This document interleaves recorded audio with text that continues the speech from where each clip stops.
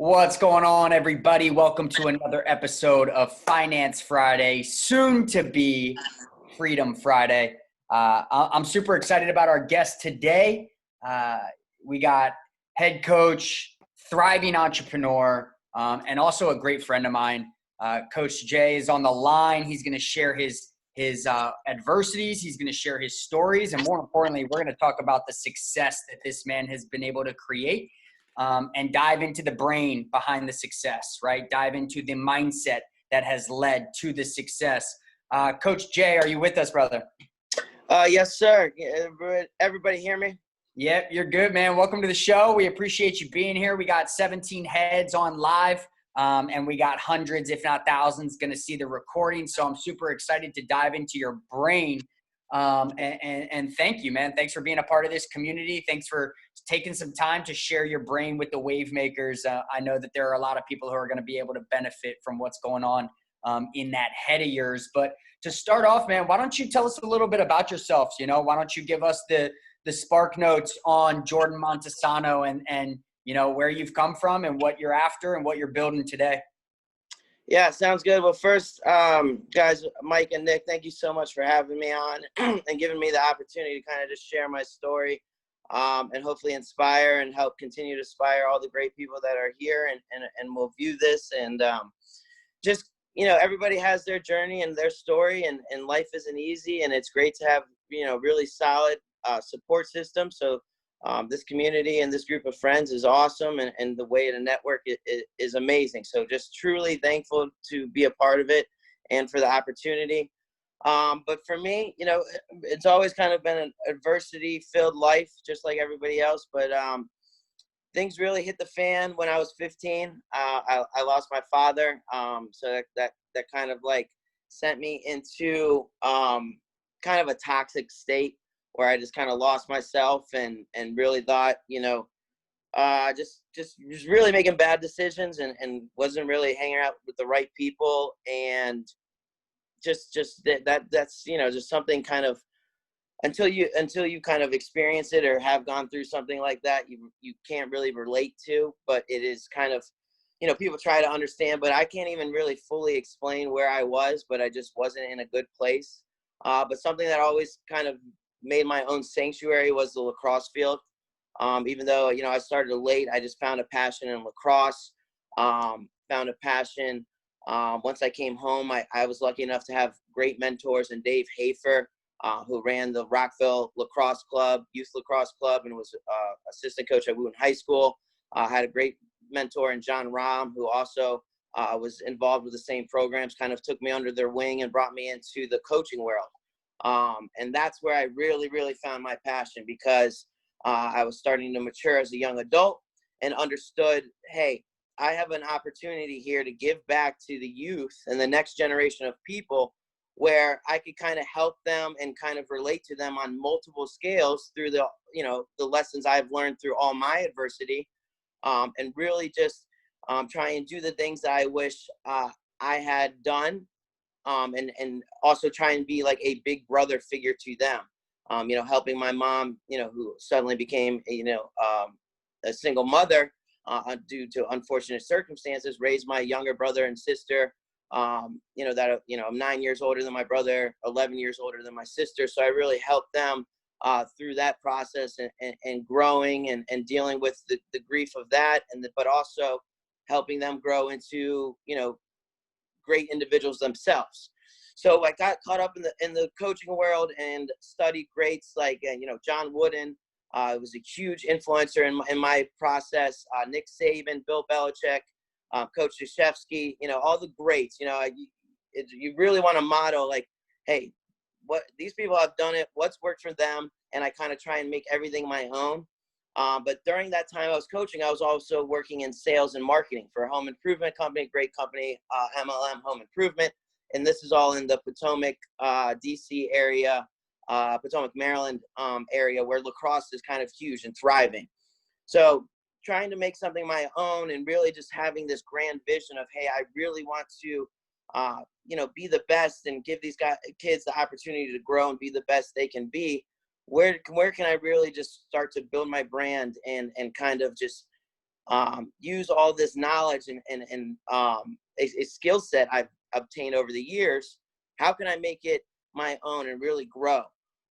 So I believed in myself and a fresh start. And my whole mom's side of the family lives in Scranton, Pennsylvania. So I contacted my godmother, and I was like, is lacrosse picking up at all up there? Like, I know it's a huge football town and it's a really great community. Is lacrosse picking up at all? She was like, yep.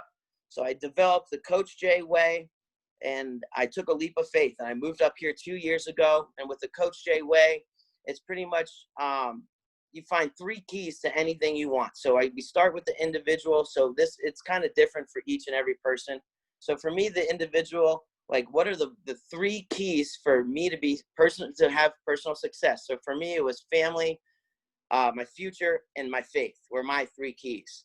Now, more tailored towards what I was doing in building a lacrosse program, you have to live life in 3D. So the whole concept is no matter what it is or what you're doing, where you are, who you're with, you're living life in 3D.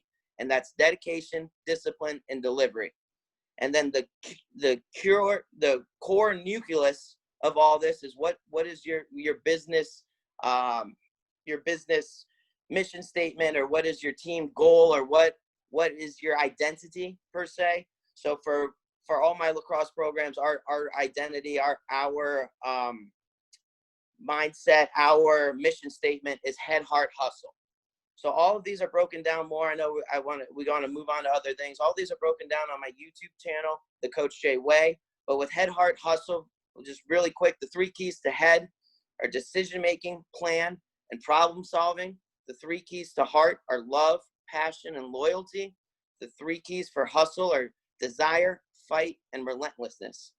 If you look, and then there's another level, another tier to that, but we'll get into that later. But if you look at John Wooden's pyramid of success, I've implemented each pyramid and each block into the Coach J Way, into our 3 key tree system.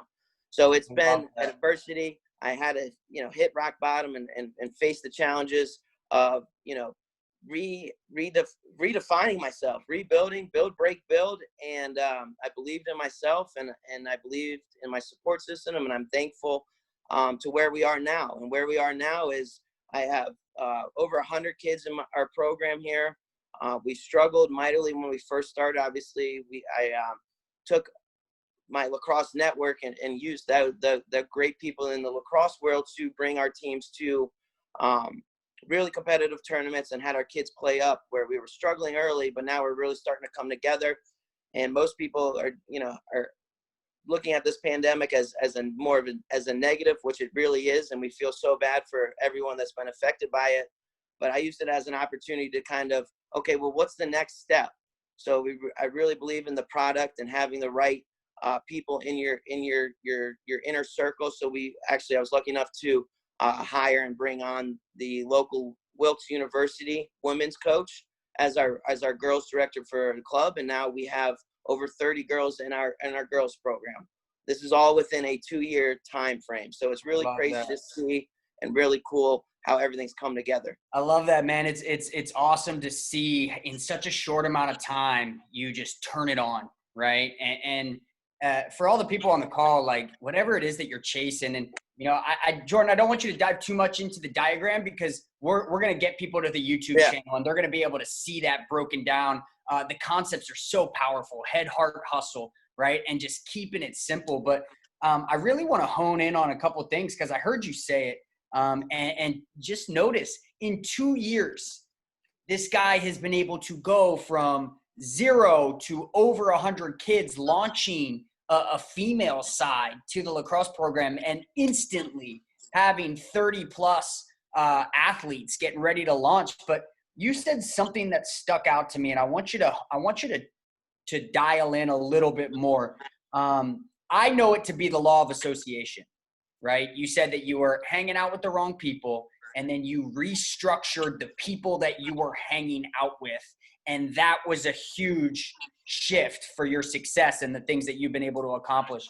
Can you give us like 2 minutes on what that means to you, and why, like, what sparked your desire to get around different people, and what did you see once you started getting around the right people in that circle of influence? Right. Yeah. So I I'm a huge believer of like you're to a certain extent you're a product of your environment, and something that like a huge light bulb moment I had was with one of my mentors, John Rahm, before the state semi uh, championship game as a coach, I believe in 2014. The girls' game ran late, and we had to play after the girls' game, and there was only 12 minutes left, or 12 minutes to warm up, you know, and get ready for the game. And I was like stressing and making such a big deal about it. And I remember this so vividly. John turns to me and really like stern, because obviously we had a lot going on, and goes, "Jordan, you're a great coach and you're almost there. The last thing you need to master is only worry about things you can control, right? Don't let things that are out of your control, you know, ruin your day or throw you off your focus." So I took that to heart, really. And a big part was something I can control is who I associate myself with. And I need to make sure, let's say I'm hanging out with John Smith, and John Smith, outside of when I'm hanging out with him, is not making the best decisions or doing the wrong thing or not representing, you know, who I want to be as a person. But then somebody sees me and John Smith hanging out, you're pretty much guilty by association, where you're going to kind of carry on the identity of the people you hang around with. So when I took on a new coaching venture, I surrounded myself with really good people. I wasn't so much worried about the lacrosse mind. I wasn't so much worried about, you know, what these people can do with lacrosse stuff, because I felt like I had a good enough understanding where I could teach them and get them where they needed to be lacrosse wise. But if they could help me with character development, if they could help me give back to the community, if we have a level-headed or like-minded mentality where we can go above and beyond and set these student athletes up for further success off the field, set them up to be great young adults, great young individuals, get them thinking kind of outside the box. And I'm a true believer you could teach more in sports than you can almost in the classroom. I think everybody should play a sport, and I think everybody should work in a restaurant, because those two things, you can learn so much about people, about yourself, about the world. So that's pretty much how that came about. And ever since then, it's just been like huge growth in everything I want to do as a person, just growing, maturing, understanding decision making, understanding different cultures. So that's kind of where that comes from. Wow. That is amazing. I just want to thank you again for spending some time with us tonight. I'm already gaining so much value from you, Jordan. And, you know, that really hit me, what you just shared, that your mentor told you. Only worry about the things you can control. I know I am definitely guilty of worrying about the wrong things a lot of times. So, you know, what a great reminder. So thank you for that. And also, you mentioned the character development. I think that is unbelievable, man. That is so good that you are bringing that type of emphasis to your coaching whenever you're going, you know, with your athletes. You're not just looking at the game. You have a bigger picture, you know, and that is just amazing, man. So I have a question for you, and the question is: so when we spoke a little bit earlier, you mentioned about how when you started working with the team that you're in right now, if I didn't get that wrongly, they were losing badly, right? Like they weren't winning, and they were losing to everyone. And in a year or so, you came in and you were able to completely change the team around, right? Where they're winning, and how their kids going and getting offered to potentially playing pro and things like that, or playing for colleges. And so my question to you is, from your perspective, in a few minutes, what does it take someone from having a okay or bad team, or being a bad or okay player, to being a A+ team and being a winning team? What was the shift that changed everything? The shift is really just having a good leader, and really working on developing a culture. So you'll kind of feel like everything I've talked about is way more off the field and way more wholesome than the team, and focusing on success and and winning. So we never really put much emphasis on winning. We put a lot of emphasis on, hey, this is what we say a lot is, and it's, you know, everybody uses this, but it's so true, is trust the process. Like, hey, you know, you make a long-term goal, but you can't just go, okay, I have this grand big goal. You have to break that down and have small steps along the way. So something we do in our program is we do what we call monthly reports. So with the monthly reports, I have my players, we have our workouts. So they'll tell me throughout the month, you know, you're supposed to be working on yourself physically, but also mentally, because mental health is very, very important. And I think time and reflection is very, very important. So what we have our student athletes do is we have them do a monthly report. So a part of the monthly report is how many push-ups in a row you could do, time to mile, how many pull-ups in a row you could do, your longest wall sit, and then a couple other physical things. But the really cool thing we do is the mental side of it. So we obviously reflect on the month prior that just happened. So we do, what is something you're struggling with? What is something you want to overcome and you can't? So I think that's something that you need to, when you're reevaluating and reflecting yourself, you need to know, hey, this is something I'm struggling with, and that's okay. That's what we try to emphasize. It's okay. So that's why we make it part of our monthly report. We also do a short-term goal. So we do a goal for each week, and then we do a long-term goal or something that you want to achieve down the road. And then we reflect, hey, did you achieve all 4 of your goals last month? Hey, are you working? What are you doing to work towards your long-term goal? And then we also do something you learned as well, and an experience you had. So that really gets the kids thinking. And then we also do like meetings and film studies where we dial in on the skill set. Obviously, the skill set has to come, but that's just a byproduct. The skill set in winning is a byproduct of the hard work, the grinding, the reflection, the understanding yourself. That if you master those things, the winning and the skill set, that's just a byproduct, and that will come no matter what. So just having somebody that will implement, you know, kind of hold the standards. That's what I do. And like I said earlier, I'm kind of more like a big brother. So not, you know, I'm a very passionate and kind of emotional coach. So I feel, okay, I hold the kids accountable. Be like, hey, we need to get this done. And I make them understand it, and I make it make sense for them. And by making it make sense for my student athletes, I get a much better response, if that makes sense. Yeah, absolutely.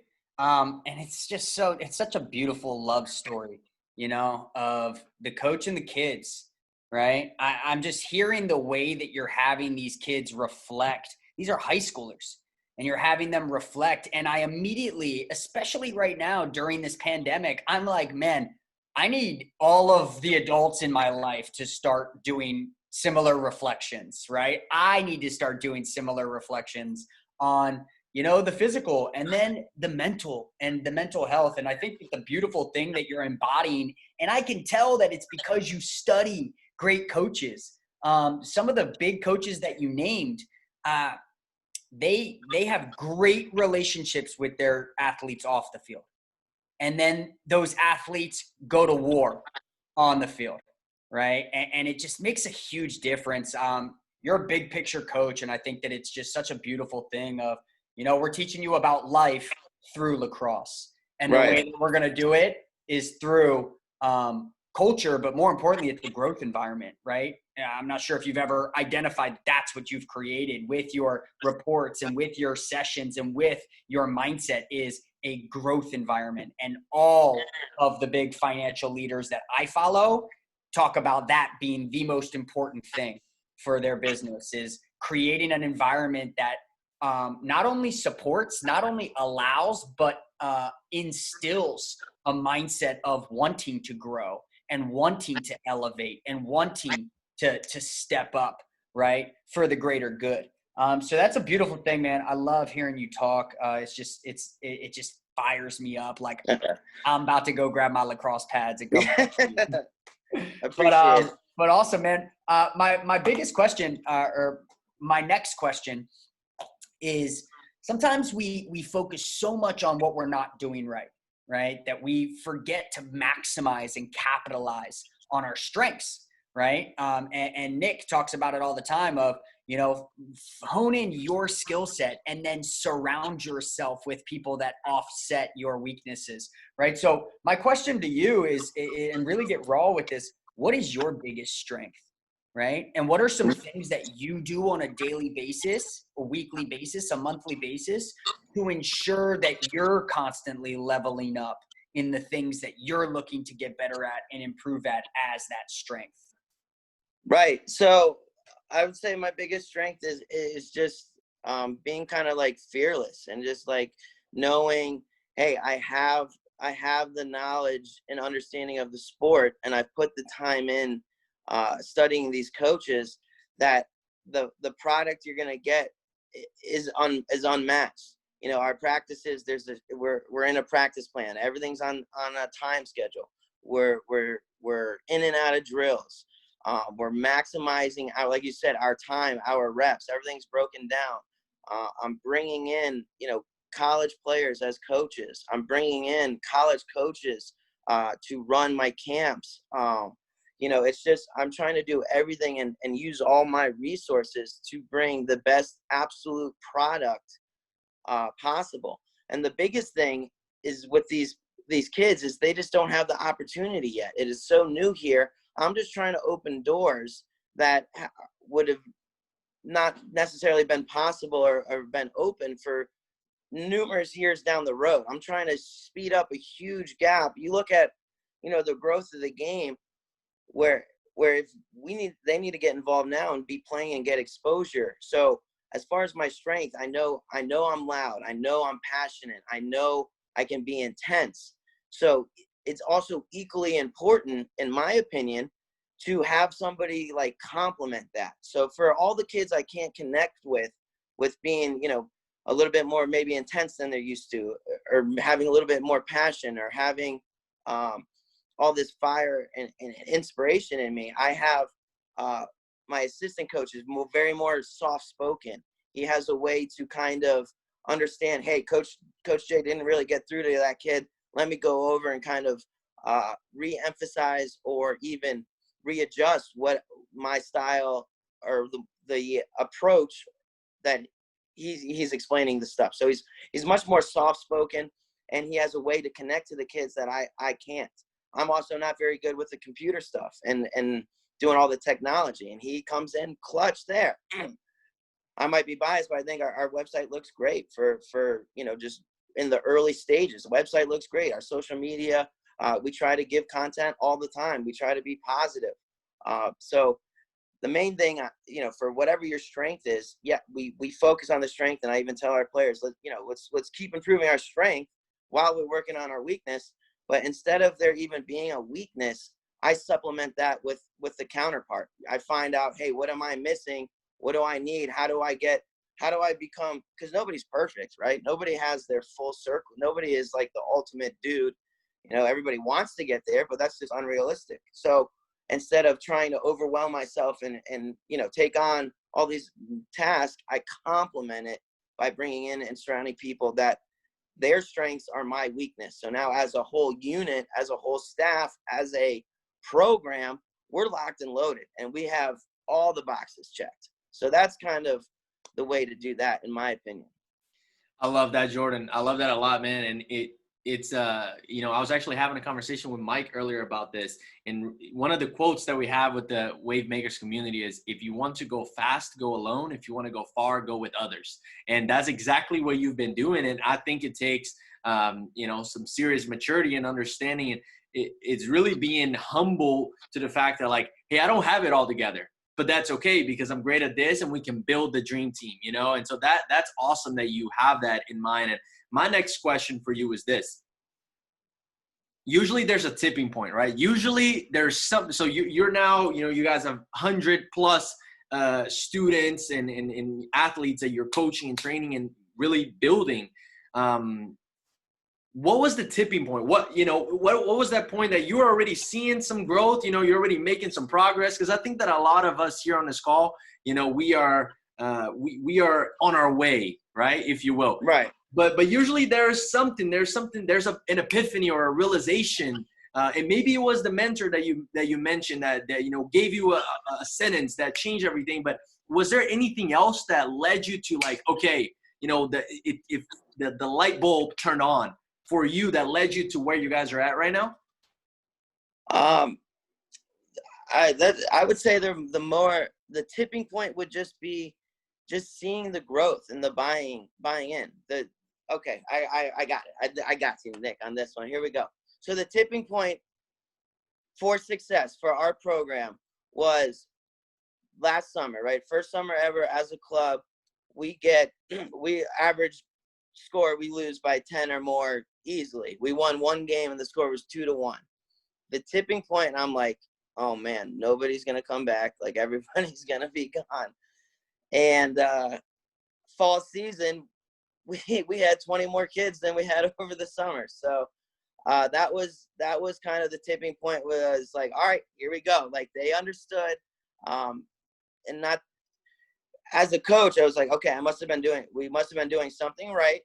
We must have, had a good product. We have these kids bought in, and now we have them thinking long-term, and we have them thinking, hey, this is going to be a process. This is going to be a journey, but I got my boys, I got my teammates, I got my coach, I got my family. Let's dive in. Let's get through the dirty work, right? Let's go through the growth. Let's go through the growing pains, and let's buckle up our chin straps. That's kind of like a, sports term, and go to work. And so the fall season, we actually did a little bit better, but then in the winter, this past winter, we're playing in championships. We're beating teams by 10 now. We're on the opposite end of it, and the looks on the kids' faces and the families is just the best. After just seeing it's just such a quick turnaround, and it was like, we're still making mistakes. That's the best part. We're still making mistakes. We're not the best team ever. We're good. We're on our way to great, but we're still making mistakes. But the reason for our success is we're sticking together. We have that culture where we're a family and we work hard together. And because we're together and we work hard and we believe in each other, we kind of have that it factor as a team where we have a little bit of swag now. We have a little bit of confidence. We have a little bit of juice. We have a little bit of energy. And that's contagious and goes from our high school team to our younger high school team to our middle school team, where we're clicking on all cylinders. I love it. Amazing. I love it. And here's why I love it. And this is what I want everybody to take from that subconscious cue that Jordan just released in his mindset of, it's about other people, right? Jordan is hitting this tipping point, but what was the tipping point? Is people came back. People believe in him. And sometimes we forget. Sometimes we are our own worst critic and our own worst enemy, right? And sometimes doing it for yourself, it just isn't getting it done. You don't value you as much as other people look in and value you, right? You sometimes don't see the success that you've achieved the way that other people see the hills that you've climbed. And most importantly, sometimes we don't believe in ourselves the way that other people believe in us. So if you're not going to do it for you, then you better sure as hell do it for the people who are rooting for you and the people who want to see you win and the people who have been in your corner the whole time, right? It's a why that should make you cry, is like all the people who are just cheering you on and just want it for you. And for me personally, like that's where you battle Satan. That's where you climb those hills. That's where you really get over the adversity and buy in, is when you start doing it for reasons outside of yourself, right? There are more people involved in this family, right? The way that a father, the way that a mother protects her children, right? The way that a father, and mothers go out and provide for their family, right? It's different when you make it about the unit instead of about yourself. So Jordan, my last question, man, and this is something that's kind of become a staple of mine on these calls. It's my favorite question to ask. I think that it pulls so much out of the individual. So let's talk facts. You built it the first time and it crumbled, right? You had a partnership, it fell apart. We don't need to go into it, right? You're pushing 6 figures and scaling, right? 100+ athletes coming in and scaling. You just added a women's program and 30 young ladies have joined, and that I know is going to double, right? In a very, very quick manner. It's happening, right? If you could look back and identify one skill that you should have been developing much, much, much earlier, knowing where you are now and what you have now and what you have to build now, what is that one skill that you would go back to maybe senior in high school Jordan and be like, yo, I need you to start working on this and I need you to start working on it now. It's going to benefit you tenfold down the road. What is that one thing? Oh, the one thing that's just been crippling and has been totally self-inflicted just because of, as we mentioned, where I was at mentally is my credit score. So I'm doing all this with, not the best credit at all. And it's been a struggle. And it's just like, talking to other people and talking to mentors who's, started a business and done it on their own. They've been able to get loans. They've been able to get support. They've been able to do stuff financially that I just almost, as you mentioned, almost took me out when with my where we first started with that facility went south, and they kind of try to bully me per se, and let's just try not to talk about it, but they just pretty much didn't pay for things that we already had the money to pay for parents. So it was pretty much like they wanted me to look bad and make it seem like whatever. Anyway, I didn't have the credit score to go and get it. So I had to pretty much work myself and go and present myself to people to get these investments to keep my business afloat and to keep my brand name. And we actually went out and got ahead of it, and we refunded everybody out of my pocket. That's how much belief I had in what we're doing in my program. So it's just tough. It would have been so much easier if I just had a better credit and was more aware of how big of an impact that really had. Even though, you're a kid, you're 18, that still is something. If you make bad decisions in that new time period, 18 to 22, I'm still trying to rebuild from that. So that is just something that is just so important. And it doesn't get stressed enough in like the high school period. You're like your senior year, there should be something that's like, hey, get ready for life class. You know what I mean? So just with that, I just wish I knew more about how important it was to really set yourself up for success by, we're thinking about your credit, starting to really understand finances and I would love to get into investing. That's something I want to get into in the near future, is just something, multiple streams of revenue. Is something very, very important. And that is something I wish I had a much better understanding at a younger age. Is it's so important to have multiple streams of revenue. It is so important to invest and invest consciously. Don't just be trendy with your investments. Be thorough with it. And if I had those two things, I would love to give back to the program. I would love to give back to the community. I could be doing stuff like that. I do stuff like that to be so much better than where we are now. So it's like I could have all these events and do this stuff and give back. So that's coming soon, but I just can't do it yet because I didn't have multiple streams of revenue and all that. Yeah, no, I can totally relate. And I just want to say something to you as a brother in Christ, is that your journey was not supposed to be easy. And that's why it's going to be as rewarding as it's going to be when you continue to develop what it is that you're building. You're going to know that we did this bootstraps, right? We didn't leverage the credit line to secure $30,000-$40,000 to make this thing work, right? We didn't have big boys come in and hand us the money, right? You literally have built this thing from the ground up. And I'm telling you, man, you're going to love that feeling at the end of the road. So You know, your journey's your journey. And yes, the credit score would have made it much easier and would have bailed you out in ways that you could never even imagine, right? But you wouldn't have learned as much, and it wouldn't have been nearly as fun or as entertaining as it was, right? So Nikki T, I'm gonna pass it to you, bud, and then we'll open up the lines. Absolutely. Yeah, that's perfect. Jordan, great advice, man. And guys, let's drop a 3 in the chat if you're gaining value tonight. I mean, I have some great notes here. Trust the process. Only worry about the things you can control of, the head, heart, and hustle. I'm excited to see that video. If we can get a link of your YouTube page, Jordan, while we're still on the call here, if you can drop that on the messenger, that'll be great so everyone can hit that. So my last question is this. I'm going to go back just for a second, okay, on a couple of things that you mentioned about, really what I wrote down was that success builds confidence, right? The fact that people came back to you, it gave you guys the reassurance, like, okay, let's keep it going.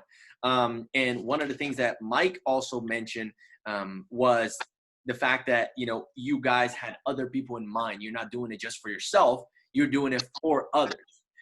So my question is this, because we all have bad days, right? We all go through stuff. I believe that right now in this world, there's a lot of spiritual warfare going on. Let's talk about those days for a second, right? When things just seem to be going wrong and nothing is going right, maybe it's emotionally, mentally, or even, physical events happening. How do you handle that? And what is it that you get back to mentally, internally, to keep you on track instead of letting them take over your life? Yeah. And that's really where a lot of people kind of maybe throw in the towel, or that's just like, hey, this is just too much. And it's just, well, the best thing to do is take a step back. And I circle back here to what one of my mentors taught me was only worry about things you can control. So that's just a way, when you're having a bad day, or it's like every single thing you do that day, it's like something goes wrong, every red light, just one of those days, everybody has them. You take a step back and you say, okay, well, what can I control right now that can maybe bring me back to where I need to be? But that's easier said than done, obviously. So what you really have to do is find something not related to what I'm doing. So something not related to my business, something not related to lacrosse that I really enjoy. So I got this from my mother. My mom used to run marathons. So I really enjoy just running. And nowadays it's really popular and common, and I do it myself, to listen to music while you run. And a lot of people, and that's great. And that might be, therapy for them, listening to music. But what I do is no music, clear my thoughts, clear train of thought, just run, not necessarily super fast or whatever, just get outside. Can't think about lacrosse, can't think about my business. I'm not checking obviously I'm distancing myself from reality, and it's just clean slate, next day, new day, win each day, one day at a time. That's where your short-term goals come in, and it keeps you grounded. It doesn't overwhelm you with, let's say, for me, I want to be the best coach ever and win all these championships. Well, you don't just go from that, from starting a program to that. Well, let's say, for example, we're losing games by 10. Well, okay, in the fall, let's lose games by 5. Okay, in the winter, let's start playing in championships games. Let's start competing that way. So this summer, hopefully, we'll win a championship. So all of a sudden, we broke it down into small little bits, and they're coming together, and now we're that much closer to our end result. So that's a couple ways to do it, right? You break up your big goal into little goals. You stay in the moment of control what you can control. You think about your future, or you find something that totally removes yourself. Right? You step away from your business, no phone, whatever, no thinking about whatever you're struggling with, or whatever is causing these problems, or whatever you're having a bad day with. Just clean slate, rock and roll, and refresh. Boom. Wow. I love that. New day, clean slate, plug in. Well, that's all the time we have for tonight. The people who are live with us on the call are going to get an extra 15 minutes to really ask some personal one-on-one questions. But Jordan, man, I really want to just, humbly thank you for taking the time to be here with us. Your brain is very unique, man, and I've been watching you for a long time, and what you've grown into is unbelievably inspiring to me. You're a great human, and the mindset, right? It's producing. And I think that that's the biggest thing is, everyone's got opinions, but results speak for themselves. And what you're doing with these children is unbelievably inspiring. And it's an extension of your heart, right? You are extending your heart to these kids, and they're feeding off of it. Your vibe attracts your tribe. So with that being said, we're going to close out this call. For those of you who are on with us live, stick around. We're going to pick his brain a little bit more. For those of you watching the recording in the future, we appreciate you. Keep coming back for more. Thanks a lot.